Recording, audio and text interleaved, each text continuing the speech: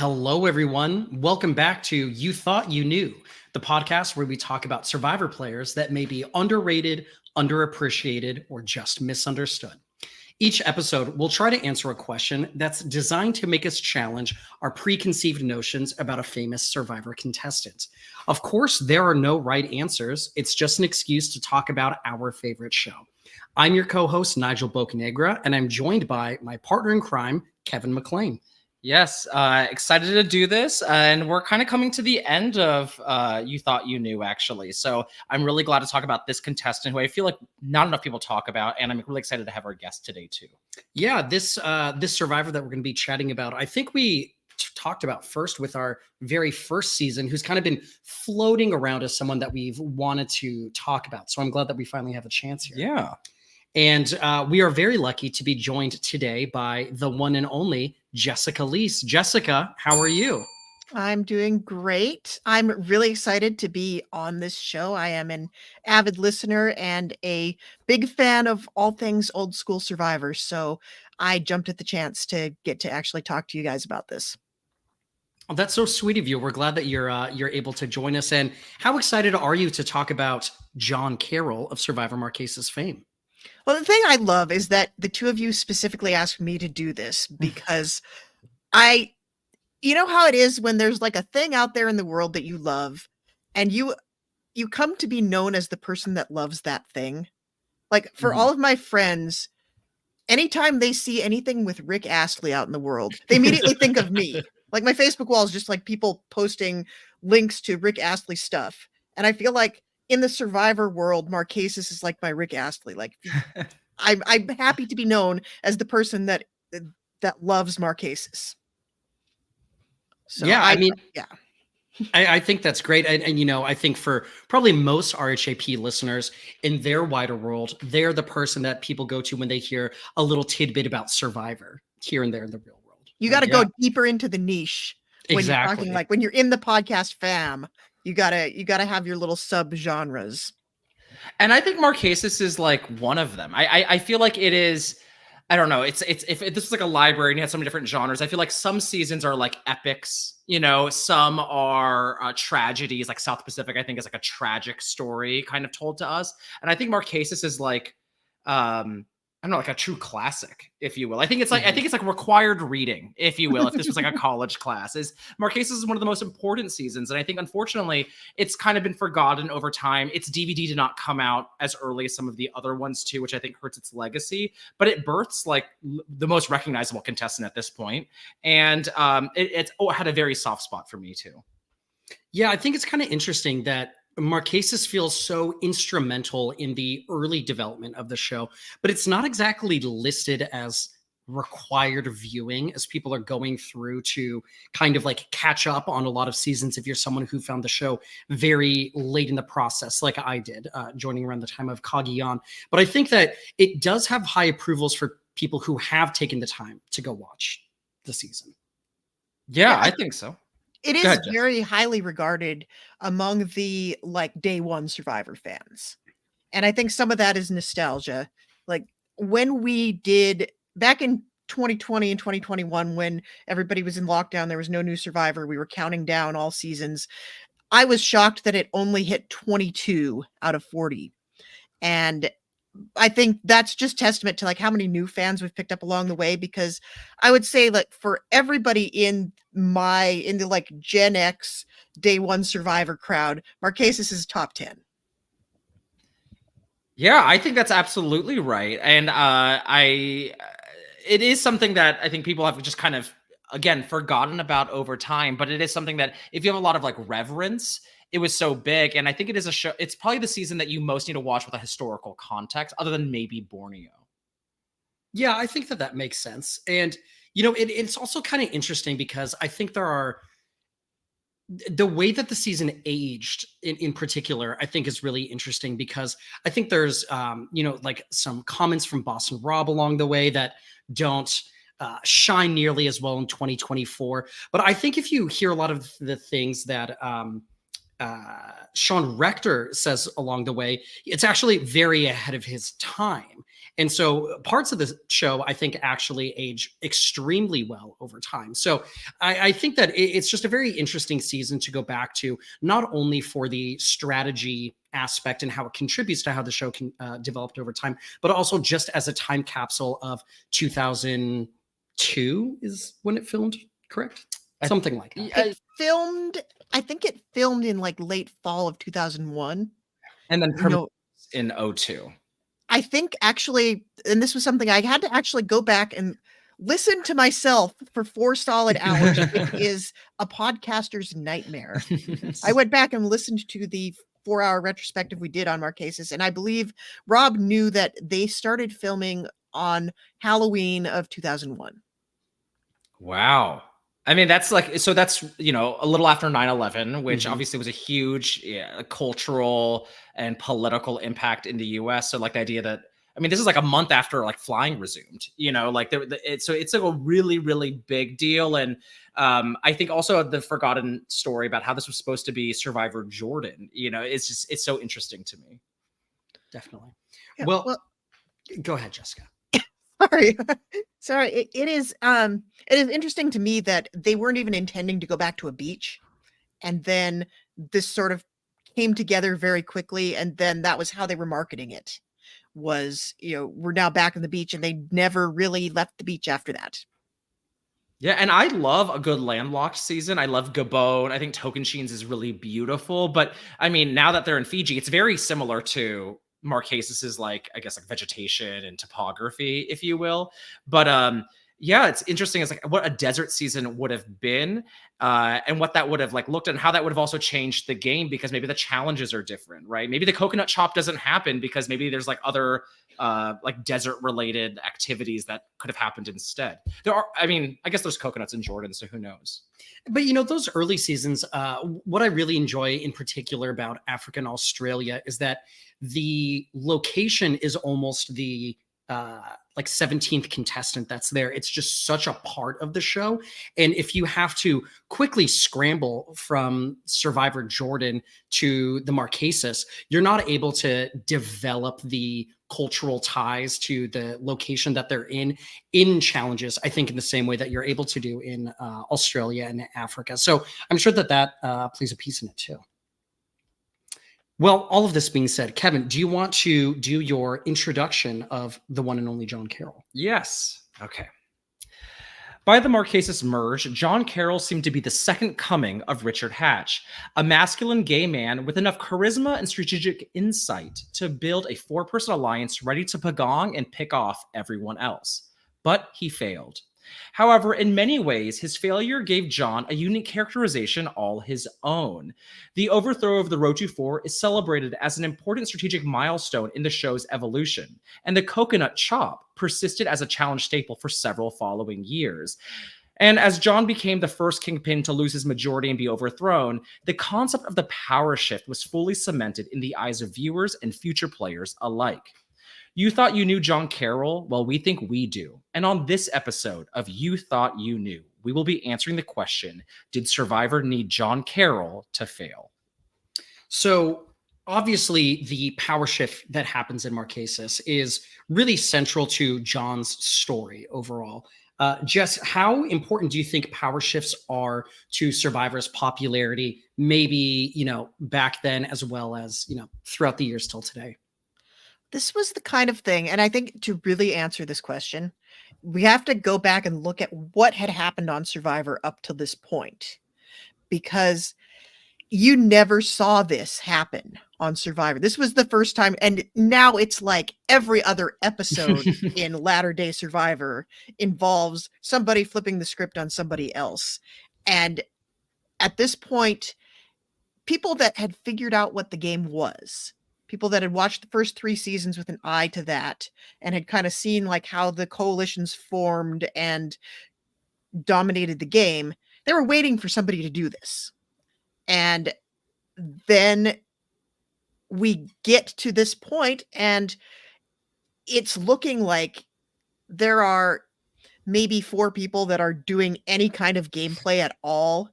out of the cast that remains at this point in the game, and you don't think they're really going to be able to pull it together because nobody is thinking of this. Like, there are people still left in the game at this point that are actively saying, I don't care about the game. And that is completely wild to someone who is watching this through the lens of 44 seasons of Survivor. You come back to this and you watch it now, and it seems very rudimentary, but it was emergent gameplay at the time. It was revolutionary. And I think we are talking about a very different TV program, and likely one that doesn't last another 20 years if you just have another case of a core alliance going all the way to the end. Yeah, exactly. And like Thailand follows, but I don't know if they were able to really watch Marquesas or not, but that feels almost like a regression, and then Amazon speeds it back up. So it's like such an important, again, milestone, as you've said. And I think, again, some people that may rank Marquesas lower don't think about it in those ways. Like the idea that the outsiders should unite together is not, I mean, it's never happened. And it's to this day, I'm still mad Kelly Goldsmith didn't get in her way, you know, like in Africa, and like the botched power shift. But I think power shifts are so important. It certainly informs my perspective about Survivor. And now, as Jess, you said, that it's so quick. People are constantly cutting each other. It doesn't feel like a power shift exactly, because with the Road to 4, you feel this slow burn, this build up, and then a whole shift in the social dynamics, the political dynamics, all of that occurring. And I think this actually happens in really exciting ways all the way till maybe a little around Heroes versus Villains time. And I think at that point, the idol becomes the star, where power shifts are no longer nearly as critical, because you don't need a full cemented majority of usually people who don't even like each other, which I think is my favorite part of a power shift, is the new world order that comes after that. You don't really get to see that because people are able to pivot in different ways.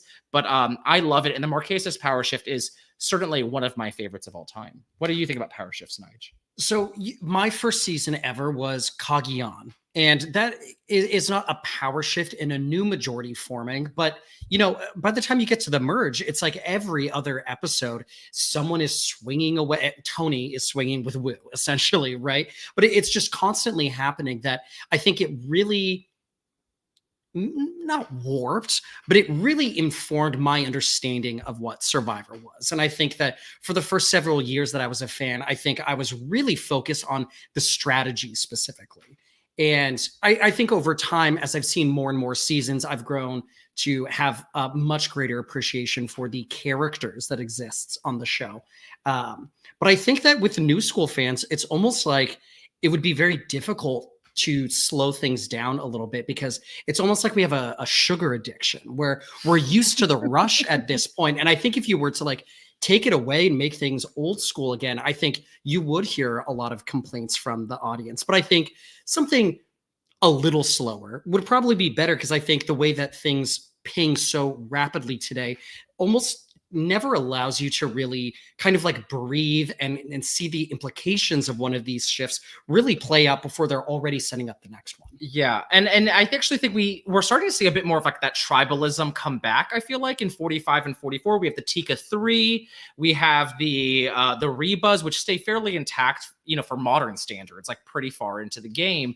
And their dissolution of the Rebas was actually very compelling, I think, because we've been building it up and we really understood the identities and like I think the group dynamics that really happen. And I think around the 30s and stuff, we kind of lose the spirit of the tribe, of the social dynamic existing as a unit to like being a narrative, because people are playing such more individualistic games. And what I think the Marquesas one is really fun is that it parallels so many things about our real life. The idea of people who don't like each other, who come from such different backgrounds, coming together for a common good is so beautiful. And it's something like we like think about like in like democracies and like the haves and the have-nots, and like there's a whole like racial element to Marquesas. It's, I think anytime a power shift seems to tap into like how we feel, like into like our society, because Survivor's a microcosm of it, it feels more impactful. It reminds me of the Amazon power shift, right? Where it's like the cool kids are flipped on, and that's really compelling for so many people because it's a shift that we want to see in our normal life, because in normal life we don't always get the power shifts that we want, and Marquesas is able to show us that, wow, it's able to happen even in like the most daunting situations. People can actually set aside their differences, work together, and like totally advance themselves. Now, Jess, do you remember if you were rooting for the power shift to happen at the time? Because, we get the dangling of the possibility with Boston Rob, but it doesn't play out, and then it follows then it comes the following episode. So was it something you were rooting for? I mean, I'd been rooting for this to happen probably since midway through Borneo. I had wanted this to happen. And I didn't really, at the time, I was not a huge fan of how I thought it was going to happen, because I was not a Boston Rob fan that first season. He's just a little bit too much of a douche. Yeah. And he mellows. Like I can really dig into rooting for a heroes versus villains Boston Rob. And I didn't mind him as much. I mean, you wanted him to lose in All Stars, but I didn't mind him as much. But this first season, I was like, I just want this guy off my screen. And it's almost like I know it's going to be a less interesting game if they take that piece off the board. And that was kind of why it was so exciting when that power shift did happen, because it's like, oh, he's not even there anymore, but he planted the seed, and it's actually going to happen with the people that I actually like. Yeah, that's actually the best case scenario for a fan in your position, right? It It's is. like all of the Boston Rob themes without any of the Boston Rob actual like screen time in a just way. like yeet him off the show and put the BR rules in somebody else's hand. It was best of all worlds. Yeah, and I really, it's like I said, it's such a cool moment in the show. And Nigel, do you have any other thoughts about power shifts? I think that power shifts are very important to give like a level of intrigue that exists when you watch the show, because you want to know, like, will it actually happen here? But I think what I really appreciated about Marquesas's power shift is things were simpler because it's season 4, but you can really see how they lay out the story. Having seen Marquesas, if you're going through the first time, you don't necessarily know where things are going. But I think knowing where things are going, you can see that the editors did like a really great job of setting this up, and you really get to focus on those 5 players that came together and really delve into their dynamics and relationships with each other. And it just really encapsulates the 16 strangers show up on an island from all different walks of life. The scene with Pascal and Sean having won a reward together and just sitting there talking about the fact that they would have never normally, ended up in this kind of position in regular life. It just, I think, really brings home this specialness of Survivor. I think that Marquesas is really like a love letter to the show for people who have really been able to like dive in and see a lot of the chapters that exist. Yeah, it's a very social experiment too. And yeah, it's for me, it's like every time I think, because Marquesas was so formative to me in strategy, because it's a big evolutionary step, is that years later, as people would never question their position in an alliance, which does happen, like, in especially the teens and stuff, there are occasionally there's someone who's like towards the bottom. I'm like, did you not see what Nalia did for you? Did you not see what Pascal and Visepia and Kathy and Sean did for this franchise? And it's like, of course they didn't. They watched Cook Islands and they showed up on the beach, and it's very different. But like for me, it's the way I analyze Survivor is always think about the hierarchy, which is, I don't know if that's how a lot of people view it now, because it's all about like how you, I think, utilize advantages and like manage one-to-one relationships more often now. But like for me, it's all about the structure, the pecking order. All those things are really important things to like my vocabulary that I trace back to Survivor Marquesas. For sure, it's like it's like those diagrams that people put out at the, in the middle of a Big Brother season, where they just like have all these little pictures of like, here's the little heads, and these people are in this alliance, and these people are in this alliance, and these people talk to each other, but they're not in an alliance.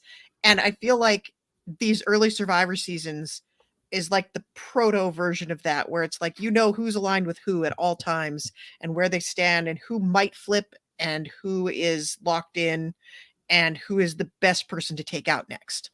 Yeah, and there's something about the openness of it all. Like, people will criticize the Road Twos for being so open, but like, there wasn't really a precedent for this.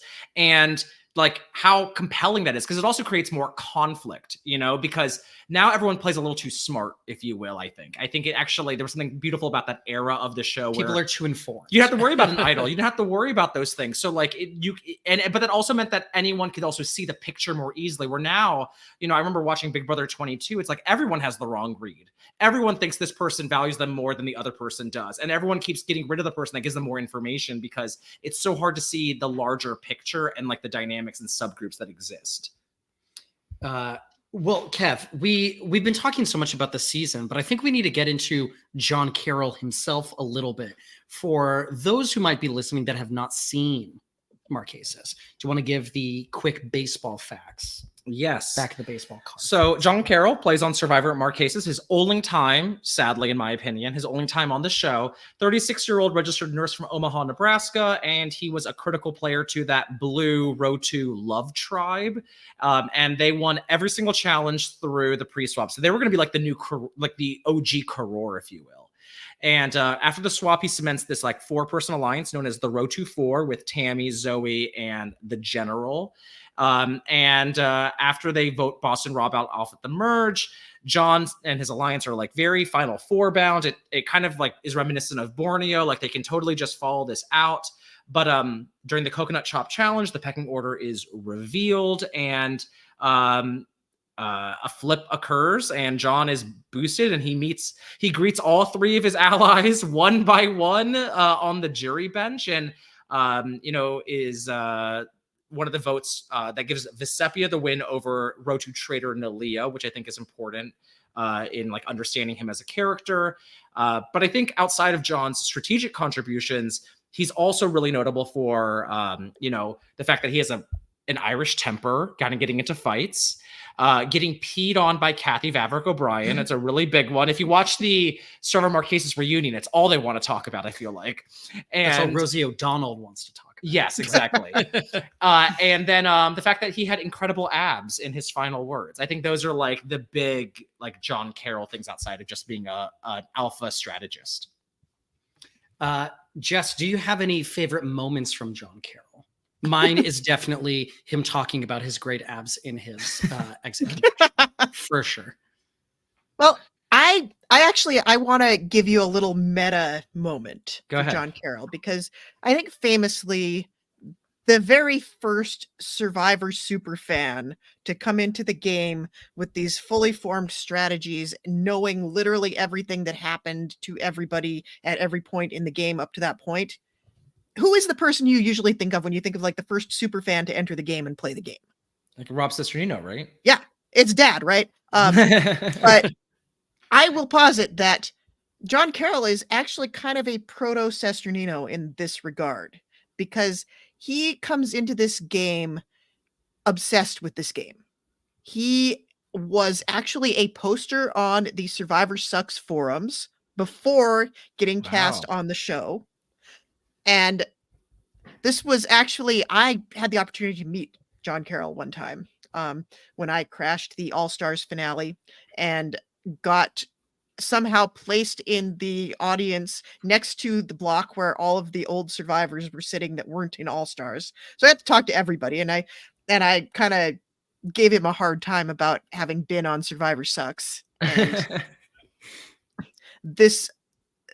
it was like he's never stopped being a fan. I think outside of the show, outside of what we saw on the screen, I think my favorite thing about him is the fact that he has this deep love for Survivor, and it has been true before he was on the show and remains true after he's on the show. And he comes into this game really understanding how successful people have operated in the game up to this point. And you see that in all of the strategizing that he does and how he relates to his tribe mates. And I think that's not really a moment per se. So if I have to choose a moment, I was thinking about this a lot. Like, you have to go with like the top 3 John Carroll Survivor moments are probably crying when he got voted out, getting peed on, and probably talking about his abs. He's a character. He's not just a gamer. He's not a game bot by any stretch. He's a character, and he's entertaining. I was watching back, like I didn't do the 3-season deep dive that Mari did on Amanda Kimmel, which was very impressive. But I did go back and rewatch most of Marquesas over the last couple of days, and him cooking at camp was really fun. Like, because we had a point on Survivor where we had an actual chef on the show, and he was just a terrible cook. But John just comes in and he's like, he invents coconut popcorn, and then he makes stew out of like fish stock, and they call him Johnny Pots and Pans, which is hilarious. And you never get those camp life things anymore. And I know it makes me like the oldest Survivor grandma of all time to say that I enjoyed some of these surviving segments and the insight into how people structured their day-to-day existence. But, give me a couple of those a season. I'm totally happy. Yeah, I think it's actually a very interesting answer, because I think part of John's appeal is the fact that like he is like so well equipped out there, like strategically, physically. I mean, he's in great shape. He seems to understand camp life, and he's doing this all also as a gay man, right? And I think part of Richard's appeal in season 1 was that he kind of defied certain stereotypes. I think John Carroll does the same. I just think it's interesting, like camp life. And I think he's not a game bot by any stretch of the imagination, even though he's very focused on strategy, because, he has a lot of opinions and he's so passionate. And I love players that really reach those levels. And kind of speaking to what you said about that super fan aspect of him, my favorite John Carroll moment is when he's talking to Gabe about what is going to happen. Are you going to vote? And Gabe's like, I'm not here for the game. He's like, so you're here for the game. and then Gabe says, like, I'm not going to be playing the game. You're playing the game. Yes. It's like they speak such different languages, because like when you care so much, it's so hard to understand someone who doesn't get it at all. And John is very bright. He seems like a very fast processor. And like for him, he's like short circuiting, that it's like, I think about this game every second. What do you mean you're not here for it? That means you're playing me. And it's something that's so like realistic. And he's like, cool. No, Gabe, that is a game. And Gabe's like, I'm abstaining from the game. That back and forth is really, really fun, because they just have completely different worldviews. Yes. And the Gabe boot, is very, I know people have described it as like an end of innocence. It's the Garden of Eden. It's like the love tribe really falling apart is so fun. And that's, again, like one thing I feel like I view Survivor through is through that tribal lens, through like how they are narratively together. And you don't really get a tribal like essence. Like the Navides in Ghost Island, like we know who they are. We know they're an alliance of sorts, but like, I don't know like who they really, like what do they bond over? What do they connect about? Like what is their overall culture? Where I feel like for the Rotus, you really understood it, and it all pays dividends in how the tribe falls apart, and Amada Amu ends up winning it all. These were some really good John moments. I also want to mention the like finger injury that he gets. I think like an eel bites him and like punctures his finger. And, I think painting the picture of him as the first prototypical super fan actually really makes sense to me, because I think like a lot of the super fans that you see over the years, he's just so enthusiastic about being there and getting to just live Survivor. And back then that was a lot more survival aspects than it is by the time you're in the 30s, right? But he gets stung and is like, Kathy, pee on me, gotta keep going out there, I'm gonna jam my like hands under the rocks in the water, and you get punctured and you still go back out there. He just is going the whole time that he's there. And I also want to mention when he is on the jury, I think it must have, is it in the final tribal or final 3? But it's Pascal, final 3. Final 3, yes, because Pascal is not there. And Jeff turns to John and says, John, do you want to inform them about what happened with Pascal earlier? And you can see John just immediately goes into like military nurse business mode, where he's just explaining, using like the medical terminology. And as he's ending it, he's like, okay, like nodding towards the contestants, then turns back to Jeff and he's like, okay, we're good. I was going to, I as we were talking about, I really meant to bring that up because I do love that Jeff goes to him. He doesn't bring out like Dr. Joe or anybody like Yeah. that. Mhm. It's like, we have somebody here who can do this better than anybody on our actual staff. And it is kind of his last, I mean, he gets a jury question. His jury question's okay. I feel like this is kind of his final, like his swan song on Yeah. the show. He becomes the first, I think, juror to speak before the final tribal council. Mhm. And barely anyone is able to do that. So it's Yeah. kind of like a cool moment. And, you know, you can tell just how much of a professional he is. Yes, totally. So Jess, was John someone that you were rooting for along the way? Because you wanted the flip to happen, but you didn't want it to happen with Rob. So do you recall what your thoughts were? I mean, I liked him as a character. I didn't think of him as like a villain per se. I thought it would be really boring if he ended up winning the game because we've kind of seen that game happen before. But I think I generally enjoyed having him there, and I also thought he had such an epic ouster that I couldn't not like it. But yeah, I think it was there was a point where you're looking at this show through the lens of somebody who's seen 3.5 seasons of Survivor, and you're seeing this alliance of 4 that is making no, they're not pretending that anything else is happening. And you think, oh, well, that's how Survivor works. That's just going to be what happens. We might get 1 or 2 surprise votes, kind of like we did in Australia or Africa. Like maybe one person will go that's not the person you expect, but you can like tick off who you think is going to be next. And then that's not what happens. And the script flips. And then you kind of do know who's going home for the next ones after that. But that moment where it spins on its head, it's like you could have the coolest, best, most awesome Survivor person in the world in that spot, and you still want that to happen. Yeah, totally. I mean, I think it's like really interesting to watch John Carroll live at the time, thinking that it's like, oh, this is a guy who's just like frog marching everybody to the end game here, and he's totally set up to be a potential winner. But then knowing what's going to happen, because we love rewatching Survivor seasons because there's so many choices that the editors have made. Why were each of these individual conversations included? What are the things that they're setting up? What are they trying to make you understand about specific characters? So going to rewatch Marquesas, knowing that John is going to have like the most epic downfall in the first 4 seasons, I think is a much more enjoyable, and not because John is not enjoyable the first time you're watching it, but I think that you're really able to have a greater appreciation for him and his journey on the show. Kevin, do you remember what your thoughts were on John as the season was airing? So I was 10 during Marquesas. So, you know, I was like, I probably had as much strategic knowledge as Gabe at that point in my life. Like I don't really understand all the alliances and all the flipping. I'm just like, oh, fun challenges. And I remember from Marquesas, I remember the Cleopatra confessional that like stood out in my 10-year-old brain. The Cleopatra confessional.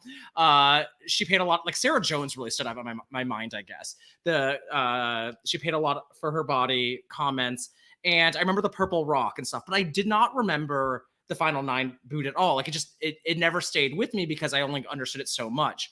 But by the time I was getting a little older in my teens, accessing the internet, reading columns, the Funny 115, all things like that, there was so much reverence for Marquesas. So it became a season I felt like I would read a lot about. I'd see clips about, I'd hear people talk about. And I remember just like, oh, this is such a fascinating season. And so like in many ways, like I don't recall John from the time I was watching it live, but I felt like I had a lot of reverence for John because, you know, I was a closeted, you know, teen at the time. And John is like, as Jess was talking about, this kind of like rumble, tumble, tough gay guy who is out there like working really hard, playing the game very hard. And to borrow a Colby Donaldson quote, can you call a gay man a stud? You know, like, and I think John Carroll is like a stud in the sense that like he's out there really putting his all out there. And I think related to that and the fact that like he's a power hungry gay, and I felt like I was going to be that in my life, you know. So I was like, I could be John Carroll in general, and I've always thought about if I was ever on Survivor, I could have a cocky downfall, much like John Carroll. So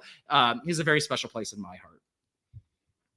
Yeah, and that's why we've said that high feels like a good idea of what could happen to you on Survivor, right? Because I think that High is someone who is a little bit in the mold of John Carroll that comes far later. Not the same by any means, but like hyper intelligent, but like kind of combative. Yeah, like I think that's it's a lot of personality. Yeah. But did you knew who John was before you watched Marquesas, right?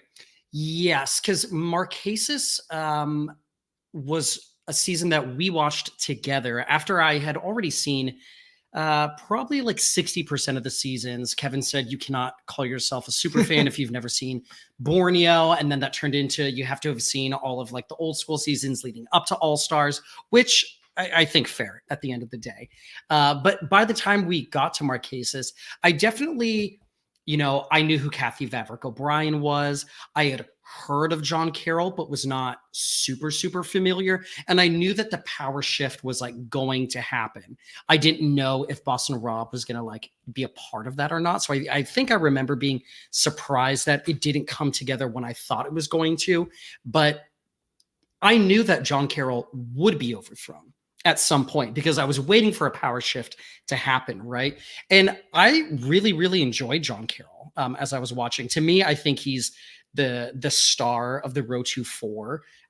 He's just so bold in everything that he does that I think that it just makes him like a fascinating character to watch. And I really appreciated that there was another bold gay man out and proud in the very early 2000s on national television, kind of like pushing the boundaries of people's expectations of what gay men were like. Kevin and I were actually watching an episode of Will and Grace just a little bit prior to recording here. And the episode, I think, also aired in 2001, actually. And, so many of the jokes play on the pre-existing stereotypes of gay men that we're all, so well aware of at this time. And I think it was just, it was great that we had a John Carroll on television at that time. Yeah, I think so. And I don't know if you remember this, but I feel like when I was reading like reality news online columns of the time, as I, became a Survivor fan as I got a little older, I just remember John Carroll, I think, being fairly respected by like people who were covering the show in a way, because like he was a strategist and the people who are online are like the strategy aspect of it all.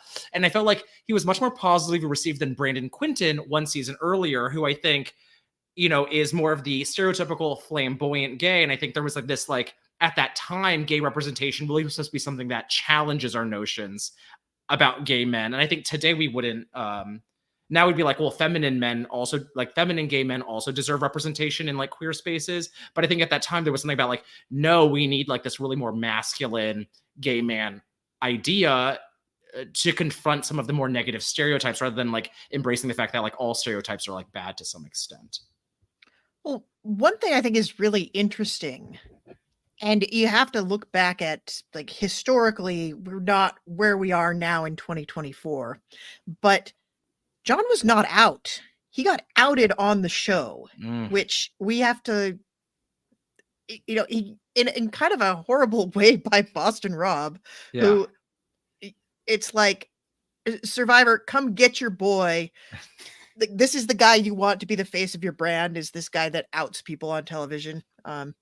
We have come a very long way from that, but it was almost, he does kind of the thing that Zeke ends up doing later on in Game Changers, where it's like he's making the best of the situation of being outed and deciding, okay, well, if this is going to happen, then I'm going to represent. And you see him have a lot of confessionals about like, as a gay man, this is what this means to me. And then he's out to everybody on the tribe and understands that when he goes back from the island, it's going to be a plot point on the show. And he really makes the best of that situation and really maximizes the platform, I think. But it's also at the same time, it's like, this is maybe the first time he's the 5th gay man to play Survivor. only the third one who's actually outed on the show. Um, and he ends up being the first one. I think really you don't think of him as the gay guy. He's the gamer, he's the super fan, but he can just be who he is, and it's not like he's not like a token. He's a really Yeah. fully formed character, and it's just one piece of who he is. Yeah. And it reminds me of Amy Cusack as well a little bit, where the show, Yes. you could totally see the show like now because they love the personal story and like identities are very much being raised and elevated, that they kind of want to talk about that in your first confessional or the first few episodes. But they kind of wait for us to really get to know John as a person. And then that becomes part of the story, obviously, because Boston Rob makes certain comments.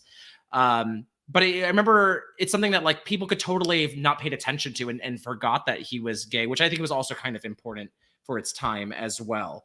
But now that we've kind of covered a little bit about John, are we ready to go into some of the data I was able to pull? Yeah, I mean, you've done a lot of research, so let's jump into it. Yeah, so Love numbers. Yes. So I first looked at the subreddit just because, you get a lot of like repository of like discussion and discourse. I searched John Carroll's name. Some things I found here was that people definitely talk about his blind side. It's very synonymous with John Carroll. It's hard to talk about John Carroll without talking about the downfall of him. People mentioned that like he had such a fantastic reaction to the elimination. It's a top 3 blindside of all time.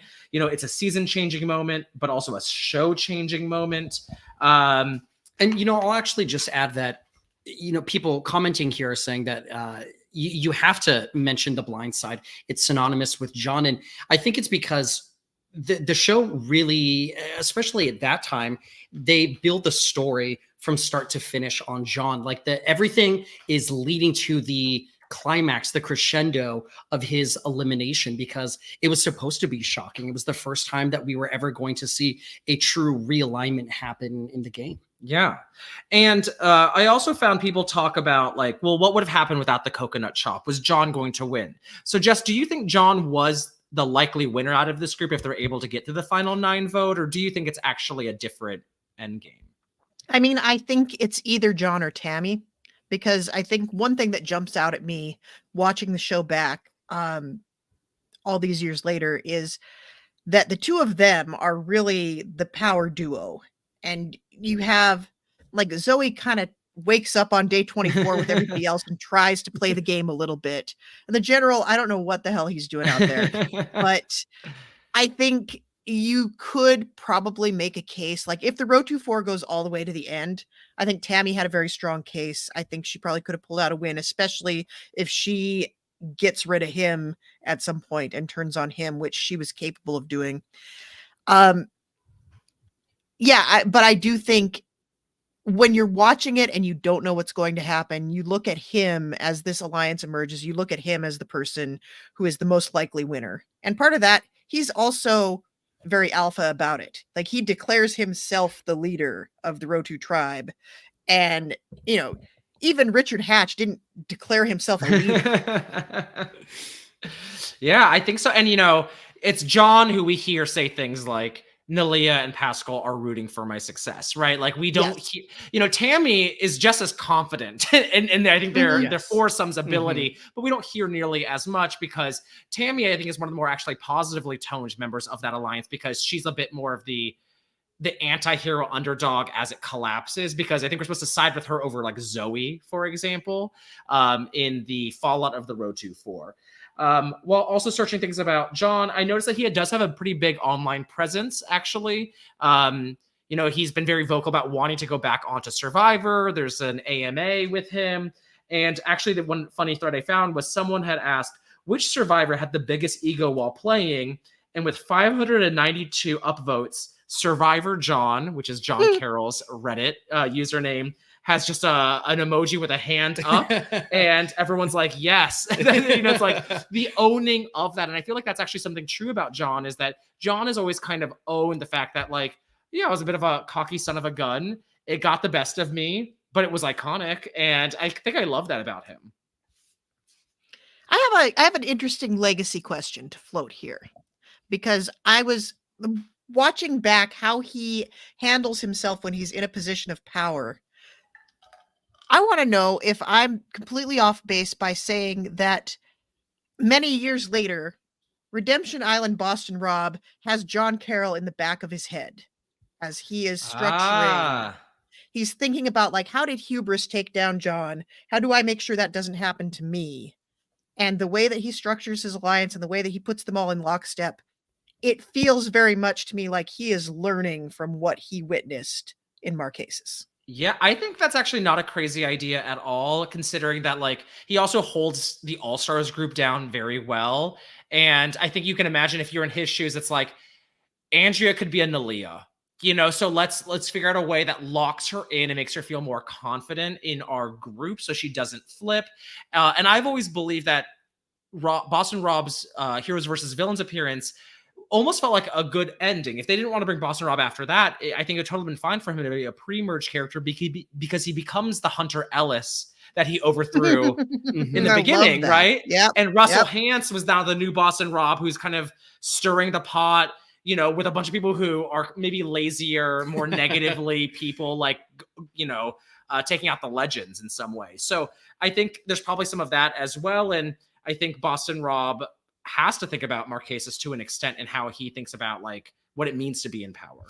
Yeah, and the fact that he returns for All-Stars but makes it to the end with Amber is something that he's okay with, right? Like he ends up marrying Amber. So I think that the lesson he probably takes away from All-Stars is like, well, you just sit next to someone who they're slightly more mad at than you. You only need to flip one vote there, right? So I think that from the tactician perspective, that totally makes sense.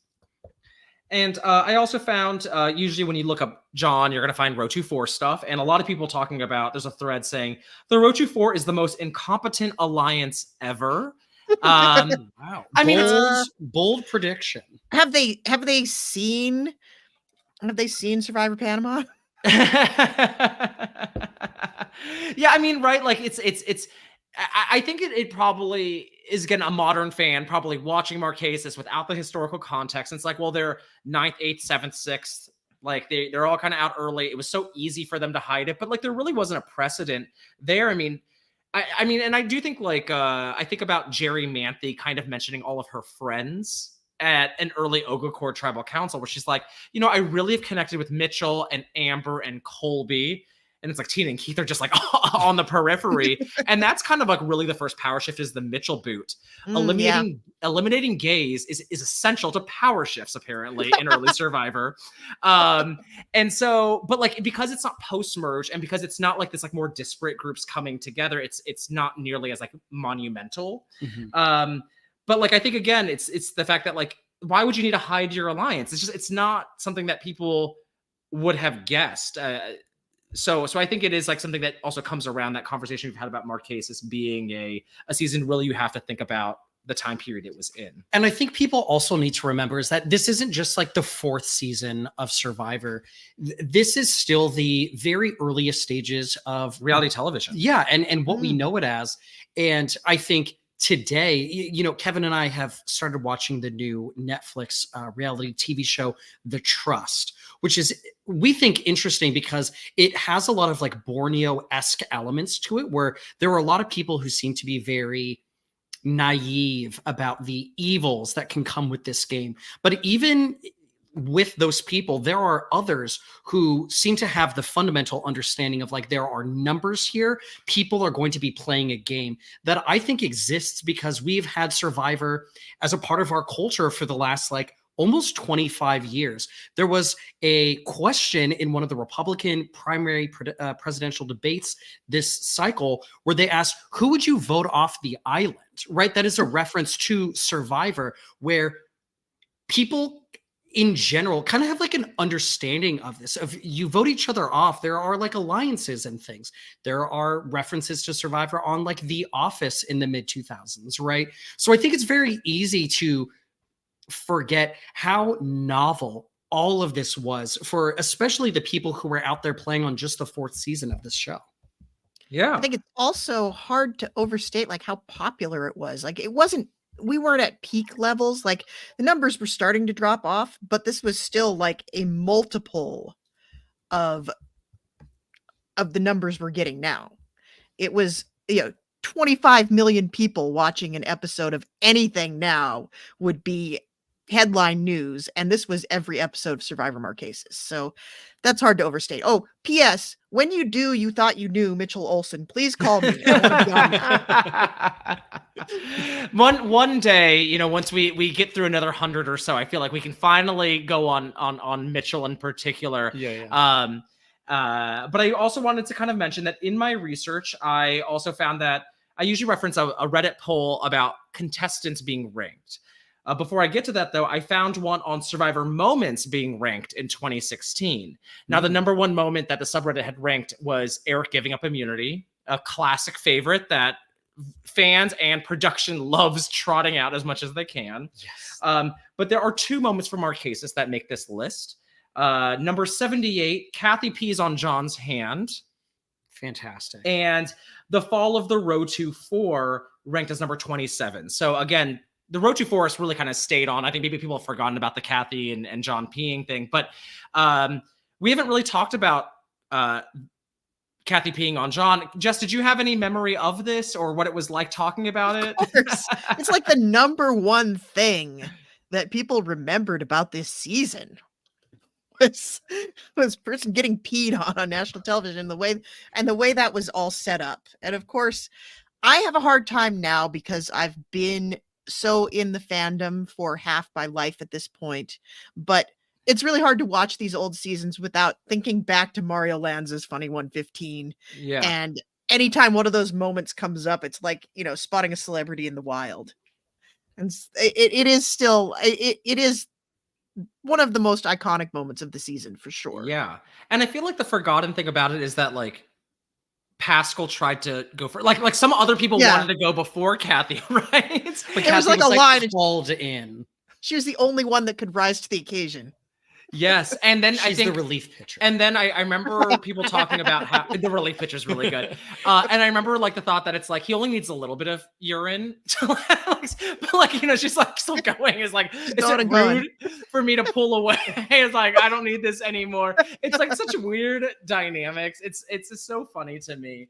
And I think it really is, you know, that like early survival stuff that was bringing so many people in at the time that like, what happens when you just drop 16 Americans on an island and they have to live? Eventually, one of them will have to pee on the other. It's just going to happen. Yes. So I did want to get to the poll that I found where they ranked all the contestants. So 575 appearances. So Boston Rob was in there 4 times for his 4 returning appearances overall. John Carroll's ranked once for his 1 season in Marquesas. There's 575 people to pick from. Jess, do you have an idea of where you think John Carroll might rank? Is he in the 100s, 200s, top 10, bottom 100? I would probably say it was so long ago, and I think a lot of these polls suffer from a little recency bias. I think he's going to be in the 300s or the high 200s. Gotcha. So that's around like the middling, you know, like middle of the point. pack, like probably toward the lower end of the bell curve, unfortunately. Okay. But I'm interested to know. Yeah. Nigel, any thoughts? So I think his issue is how many of these people watched Marquesas, right? So I think that the people that watched it would probably give him a pretty decent ranking. But when you factor in all the people who've just never seen it, I feel like we're going to be somewhere between like 200 and 250. And if he's below that, I'm going to be very disappointed in him. John Carroll was ranked 157. Yes. Oh, right. I love it when people surprise me in a good way. Yeah. Yes. So that's like top like 30-ish percent. Like very impressive, I think. I think very fair considering the fact that like Reddit skews younger. So they're probably newer fans who are also way more like strategy, modern focused. That seems, I'm happy. Yeah, I think John Carroll has actually gotten better with time in a way, where I think at the time it was like, look at that jerk getting, you know, blindsided and crying, you know, like where now it's like, oh, what an important piece of our history. You know, like I think that's John Carroll's thought of more positively there. I think it is really worth noting how much meaner people were in 2002. Yes. People on the internet, like, you know, we say that people on the internet are mean now, but it is nothing compared to how reality TV contestants were treated in the early 2000s. So, yeah, I think you're absolutely spot on that one of the prevailing sentiments at the time was, "Ha ha, that guy cried when he got voted out." And people would just say that, like, people were just awful to reality contestants. I mean, this is like right around the time of William Hung on American Yes, Idol, right? yes. Where our culture loved to laugh at specific individual people. It was like all the rage. Yeah, it was Yeah. really, I would say up until probably about the 2002 to 2007 was really peak choose someone and make them the butt monkey of the day. Yes, yeah. And I mean, it was kind of like a tabloid era as well, but now you have Mm. like regular individuals are able to kind of comment and talk about things, and uh it definitely was a different time. And you think about how much like hate mail Jerry Manthey got, right? Like Yeah. it's very, very different because so many more people were watching the show. And I think it's so hard to even conceptualize that as someone who came in much later to the show. But I mean, everyone was talking about it. I want to now move into the historical concept of John Carroll, and I think we all kind of hit on the head that he's like more popular now because I found a popularity poll from right after Palau, so that's Okay. 2005, 2006 ish, right? And John Carroll, out of the 150 contestants, then was ranked 96th. So that's actually towards the bottom half Yep. of contestants. He's actually right below Vesepia and Sean, who were actually fairly polarizing characters as well. We haven't really talked about that, but Jess, do you recall what the fan base's thoughts on Vesepia and Sean were then? I think, well, and again, this was a much less enlightened time, Yes. but people hated Vesepia's win, and I think that is production's fault.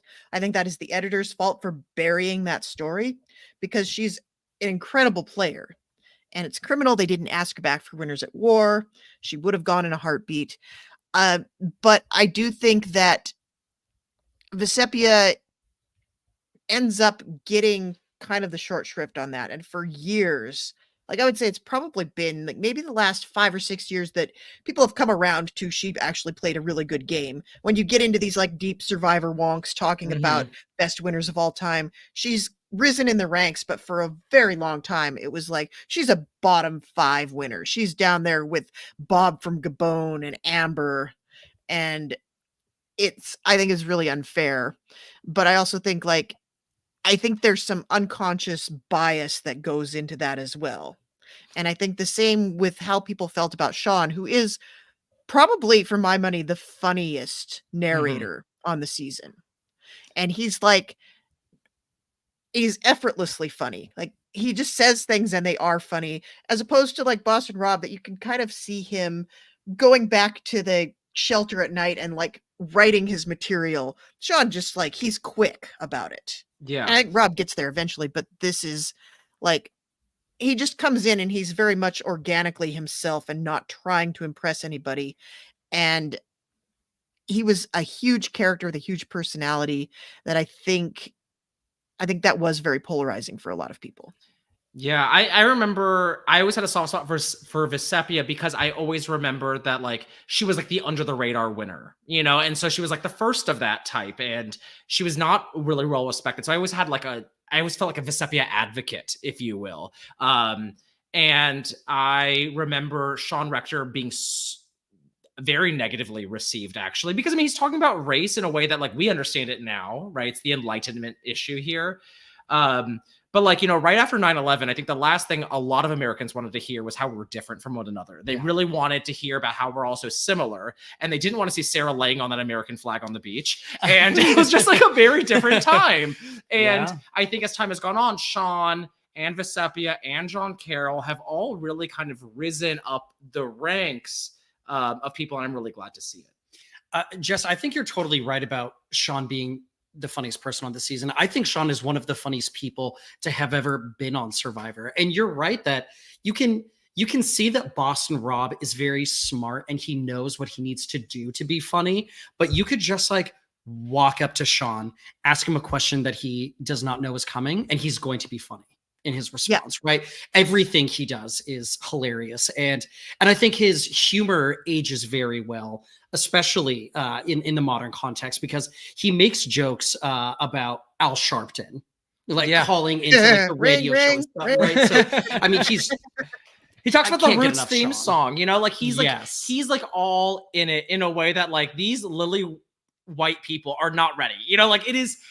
very different. And like even hearing people like Kathy, you know, who's very positively toned, we're supposed to really like her, you know, she talks about like, you know, the race card, and you know, Nelly and Pascal talk about race in ways that were very true of the time, right? Like I think now it feels more like kind of cringy, but like that is how millions of people were talking about race in 2002. So it is a very interesting like time capsule. But you also have Sean being very candid about his identity in ways that you didn't see on television at the time. And now we get a lot more moments like that, but this was really, I think people weren't ready for it yet. And I'm glad they've gotten there. Exactly. And, you know, I remember like in places like, you know, the superfan internet community, there was always a lot of talk about how Sean Rector probably should have been on All Stars instead of Boston Rob because, you know, they have similar arcs, but Sean goes further. He's a person of color, all of that. But the reality is that Sean wasn't that popular with the audience. You know, like Rob, I think, had a decent amount of like fanboys in particular. The Godfather was so popular, you know, as a concept. But Sean, I think, was just so much more divisive in a way that, people were not fully embracing. I did find some articles from 2002. I have Dalton Ross talking about the episode, John's Boot episode. He describes it as perhaps one of the best Survivor episodes ever. Of course, there's only 4 seasons, but I still believe it's one of the best of all time. Yeah. He mentions it as a huge shift in the balance of power. He says, never before has Mark Burnett been able to shake things up so late in the contest.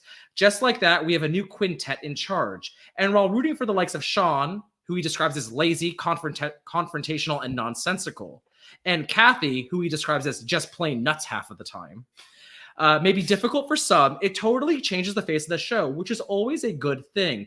Plus, Nalia, Vesepia, and Pascal, while relatively boring, are much easier to root for than any of the other fearsome foursome. And then describes John's speech as brilliant, and he even does a shout out to like, my abs are incredible. Jess, do you have any reactions to Dalton's write-up here? Man, Dalton Ross is also OG Survivor fan. Yeah. I remember reading him all the way back in the day. Yeah, I mean, he's right about it. It was probably, that episode might be the best episode to date in terms of like unpredictability and the narrative arc. I think you could have some contenders in previous seasons, but this one was genuinely surprising.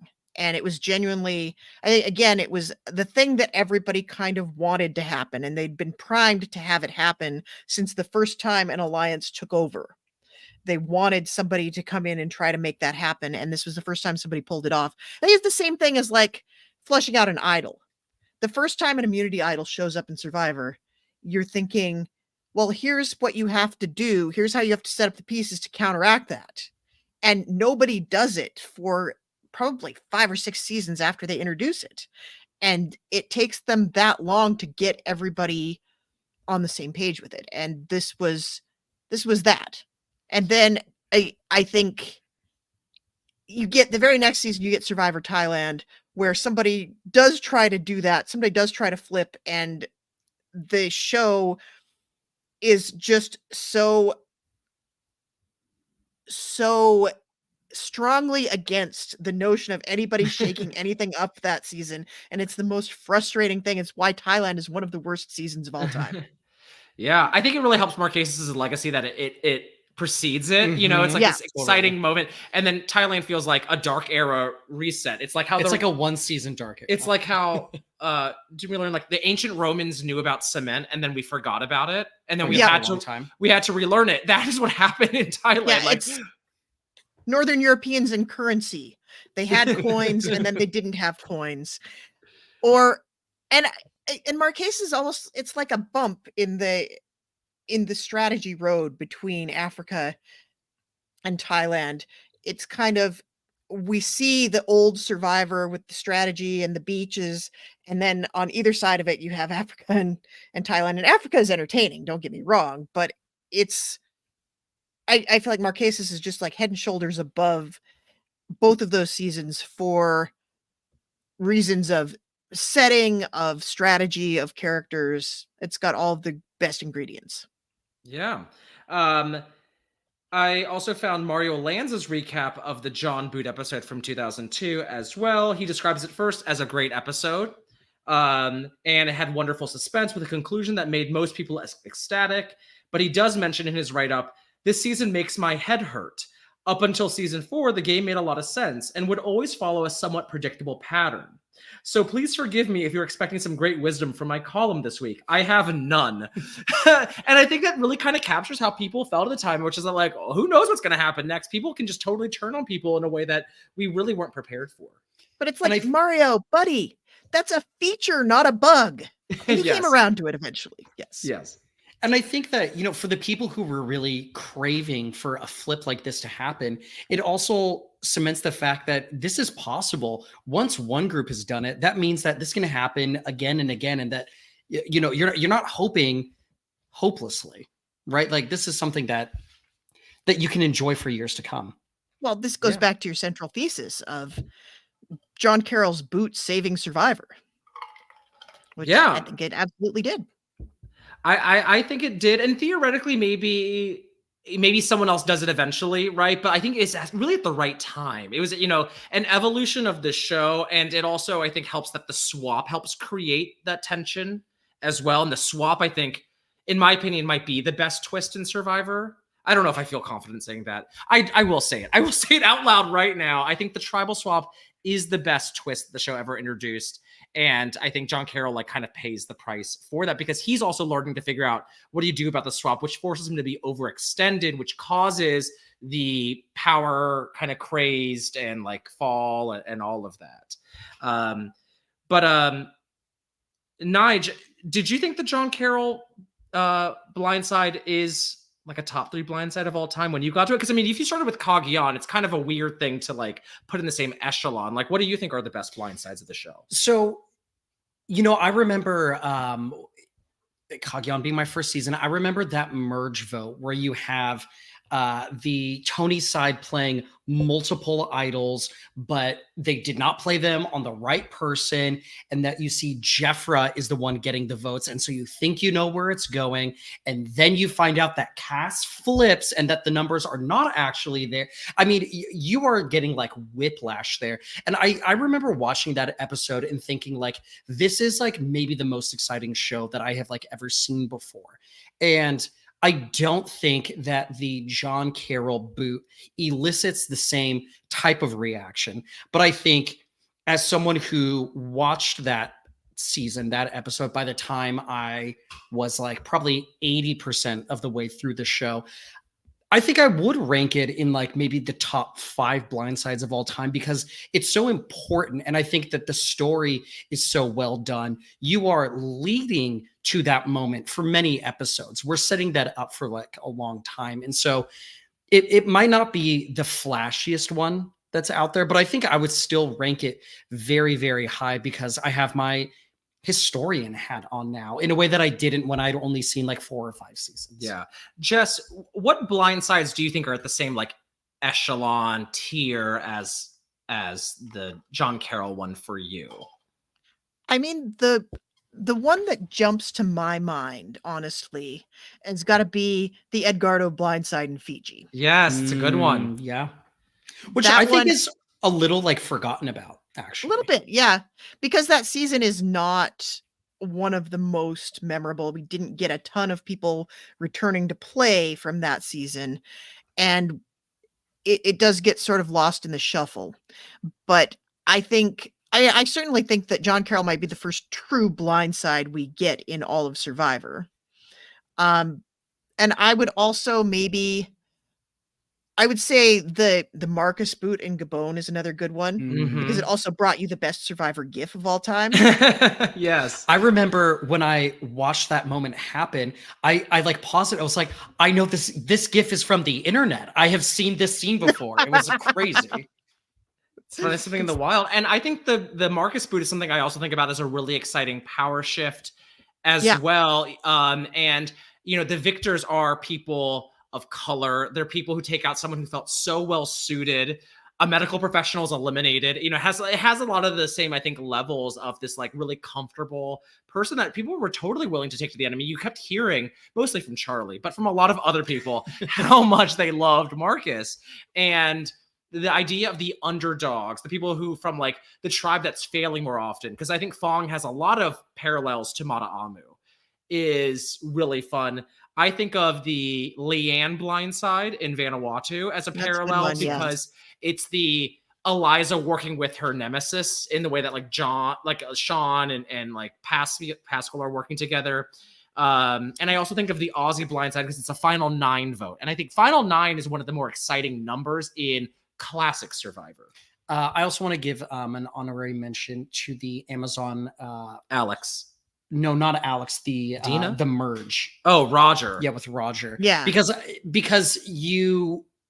I think the people at least that I wanted to see come together ended up coming together, and I thought it was just so sweet having all of the men versus women butting heads along the way, and the men just kind of like keep getting stomped on time after time. Yeah, it's so much it's so funny to call that a blindside. I think it kind of was, but it's also like that's the most interesting. I think Mario Lanza has written about this at great length, but it's one of the most interesting episodes from an editing standpoint because they really do not pretend it is anybody else going home at any point in that episode. Yeah, it's like a hit job, if you will. Yeah. Roger was blind. Roger and Roger's family might have been like, what? It's like, Roger's literally the only person that didn't know that was coming. Yeah, it was like a really big one. And thinking about blindsides at that time, the Rupert blindside, I think also, which has this, again, this shifting of groups feeling you're at the bottom of your group and then wanting to change that.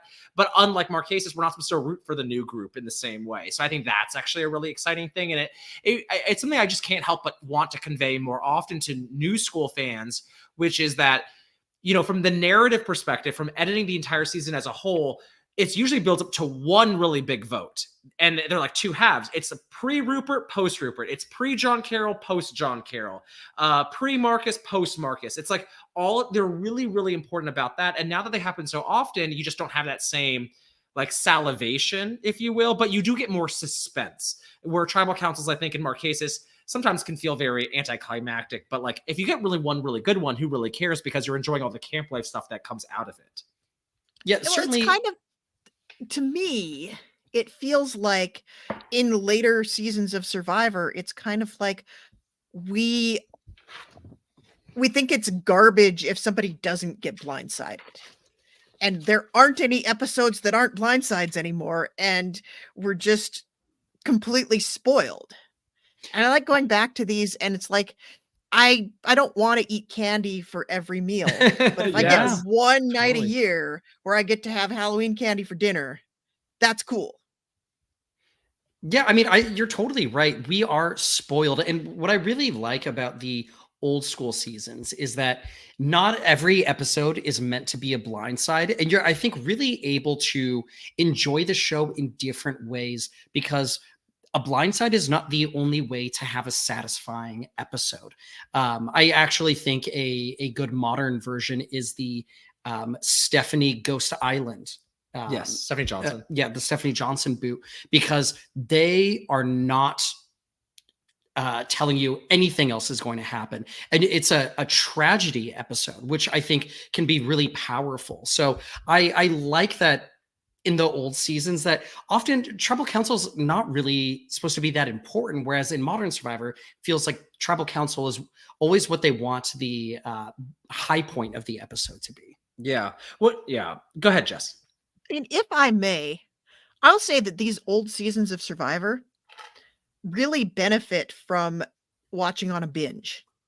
And, really? Back in the day, you had to watch it like if you were not home on Wednesday night, or I can't even remember what night it was on. It was I think Thursday by that point, right? It was Thursdays for this season and for, I think also for Thailand.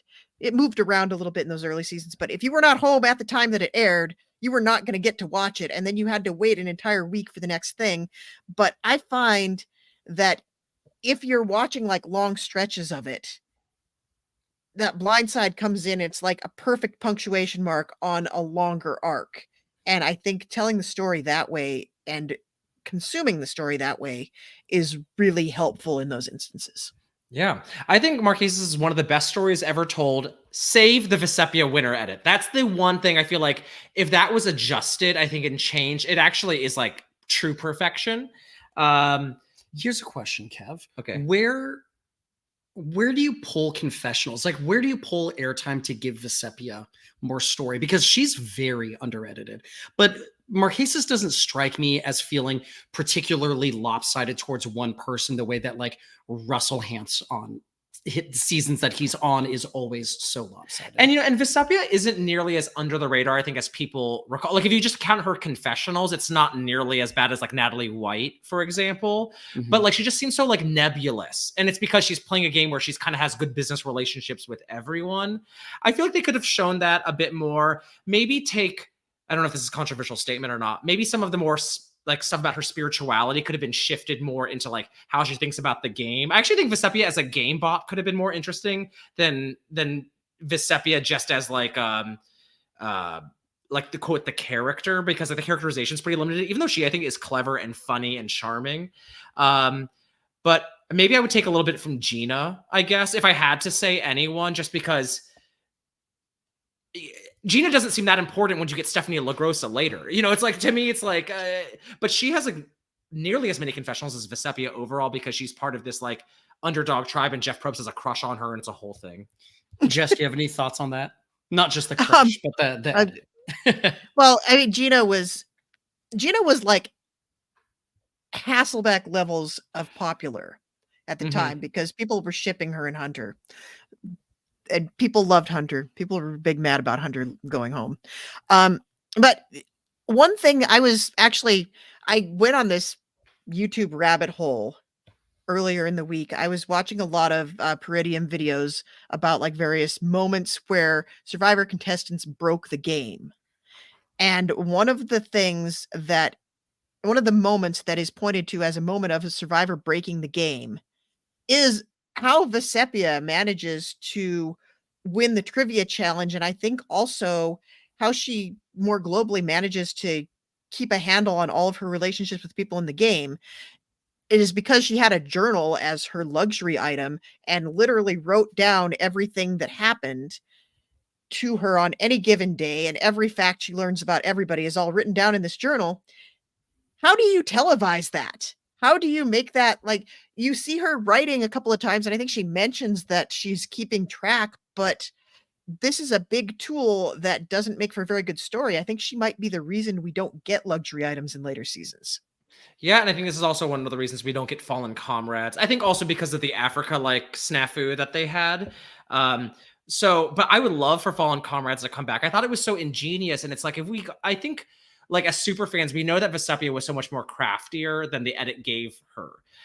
But like, I just don't I don't trust the casual audience to figure that out on their own. So a little bit more telegraphing, I think, could have gone a long way, because I think they really the editors do a pretty good job in showing why Nalia might lose, but she was so popular still, I think, in some respect, because like she's part of that sweetheart mold. And like, there's still so many people that want the quote, good people, the hard workers to succeed as part of the fan base that like, I think it was really hard for Vesepia to overcome that. And I think for like, a very important winner in the grand scheme of things to kind of be shortchanged, it's still something I'm bitter about. And maybe take away just a little bit from Kathy, considering how devastated the viewers were that Kathy did not make it to the finals that season. Maybe if you take a little from her and give it to Vesepia. I think a little bit. Helpful. And honestly, they could have taken more from the general. Like, he doesn't need this much screen time, in my opinion. Just give it to Vesepia. But now that we kind of covered, John's legacy, how it's seen today, and also what it was seen back then, I think we can start wrapping this up soon, Nige. Yeah. So, Jess, having gone through all of this information, do you think Survivor needed John Carroll to fail? This is a hill that I have been willing to die on for many years. I absolutely think that the fall of John Carroll is integral to the modern day game of Survivor. Yes. Yeah. I think I would also say yes. I mean, theoretically, maybe it happens later, but like I think it was the right time with the right people. It probably helps Boston Rob, get onto another season. And obviously we know how production loves that. Like it helped Survivor like thrive in a whole different way and be so culturally relevant. And yeah, I think it's one of the most important votes of all time. I think it's worth pointing out. I don't think you get that many more chances. If you don't have something big like this happening in season 4, what are the chances you're going to make it to a season 8? Exactly. And it's kind of like the idea that the big alliance isn't going to be enough. It's like, I wish Big Brother took a page out of this book. Like when you think about like the big alliance just holding on for so long, the fact that that shattered the minds of so many people, you don't hear people like Gabe come on to Survivor after that point. Like they start casting people who really want to play to some extent and who are open to the flips, and the flips become such a huge part of Survivor where that really wasn't a thing because it didn't exist before Marquesas really. So very important. Yeah, I would say that like technically they probably didn't need John Carroll specifically to fail, but like in the spirit of the question, yes, because by the time they're already on location in Marquesas, you have to imagine that a lot of the people in Thailand were at least going through like casting finals and everything, right? Like they're already in the ether. And I don't know that we're getting a big flip like this in Thailand if the John Carroll vote just like never comes together on Marquesas. And then you get to Amazon, even if you bring the same exact group of people, are you going to have like Rob Sesternino be so excited about this like way that you can do strategy if you don't see a major shift like this happening in Marquesas? I think you're totally right, Jess, that there's only so many chances for it to happen. I think the show was extremely lucky that it happened when it happened. It's possible that it happens afterwards, but I think, yeah, if it doesn't happen in Thailand either, I think you're like really starting to run down the clock there. Yeah, I totally agree. Any other kind of John Carroll takes? I have one more thing I want to say, but I'd like to hear if you have anything you feel like that's on the tip of your tongue regarding your super fandom of Marquesas and John Carroll alike.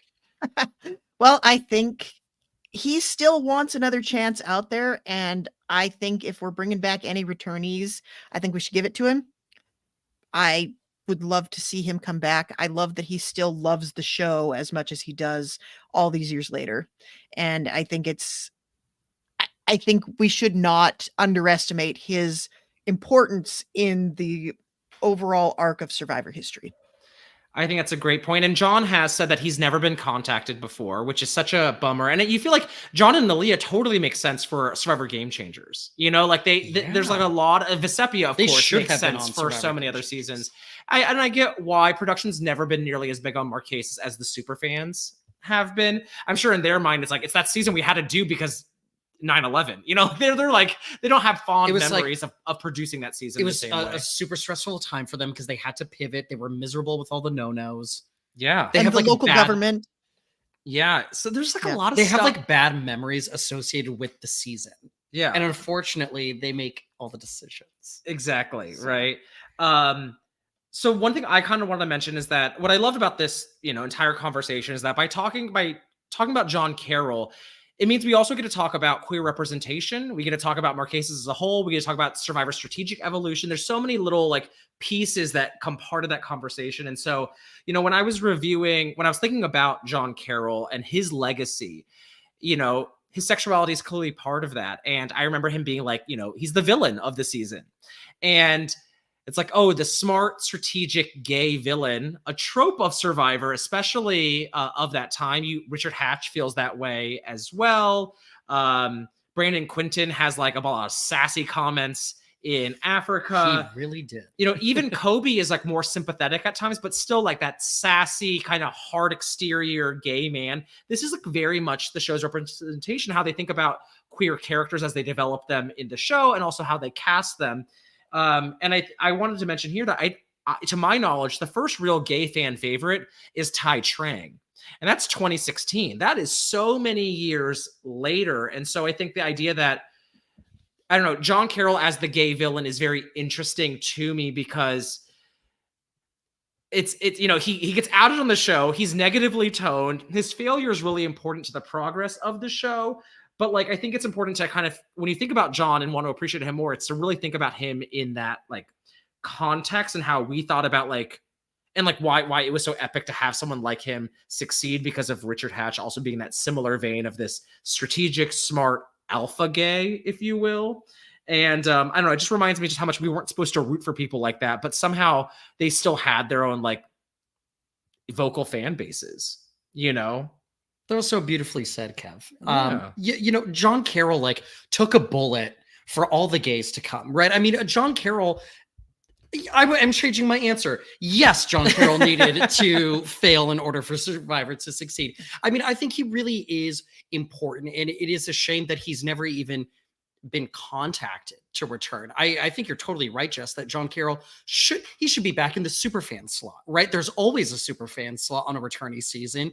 Give it to John. It would be incredible to see him back all these years later, considering he was so gamey even back then. I think that he helped ensure that the show went down a path that we're obviously all very happy that it's been able to go to. So I don't think that we can give John all of the flowers that he truly deserves.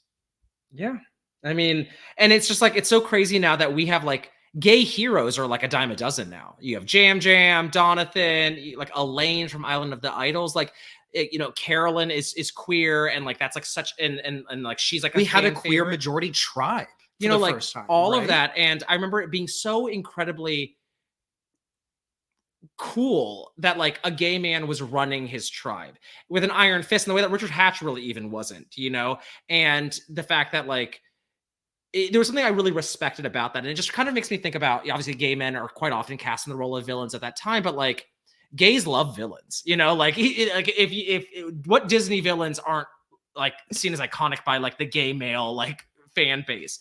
And there's something about like respecting someone who's so smart and capable and strong-minded that like, I think for a lot of like closeted teens like myself, there's something very aspirational about John. And I think if you think about it in those ways about like what an important piece that was, and for him to be taken down by a bunch of holy rollers on top of that is something that is so beautiful, but also like in moving. And it's something that I have such reverence for. And I wanted to make sure to mention that on this episode.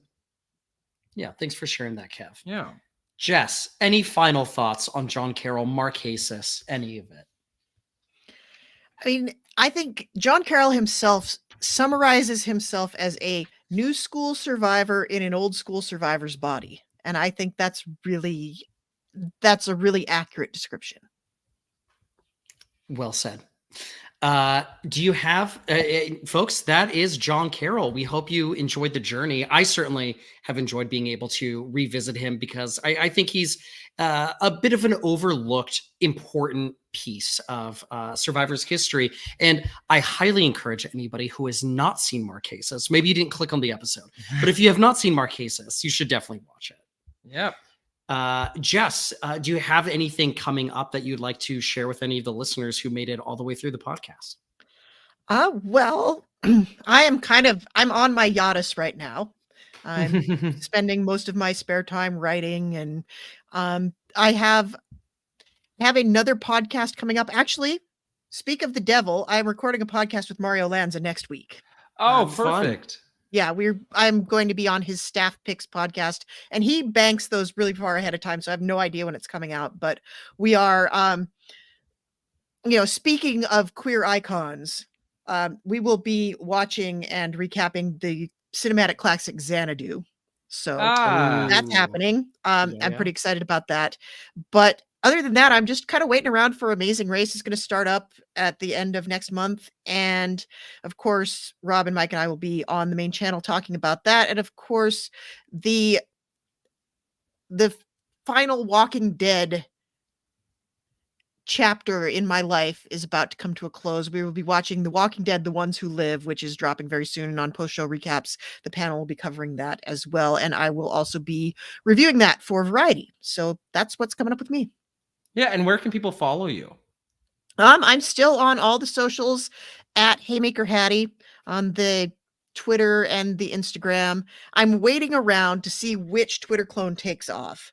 I have a Mastodon, I have a Blue Sky, I have a Threads, but none of them feel like everybody's gravitating. So once everybody gets somewhere, let me know and I'll get on that as well. Yes. Don't get locked in like John Carroll. You need to have keep your options open, and all right. platforms and all paths to the future.